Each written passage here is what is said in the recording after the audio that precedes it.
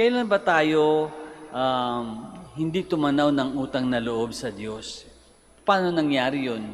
Kailan ba tayo binlessa ng Diyos and yet hindi natin ibinalik by not only by giving thanks but by doing good ourselves in His name? Kailan ba natin sinuklian ng hindi kagandahang loob, yung kagandahang loob na ibinigay sa atin? Kailan ba natin, for example, kailan tayo naging madamot, samantalang ang dami-dami nating blessings na tinatanggap? And yet, pag dumating yung pagkakataon na tayo makabigay ng blessings, makashare ng blessings sa ibang tao, nagdamot tayo. Kailan ba tayo walang utang na loob? Kailan ba natin pinagpalit ang Diyos para sa wealth, para sa convenience? Pinagpalit natin ang kagustuhan ng Diyos.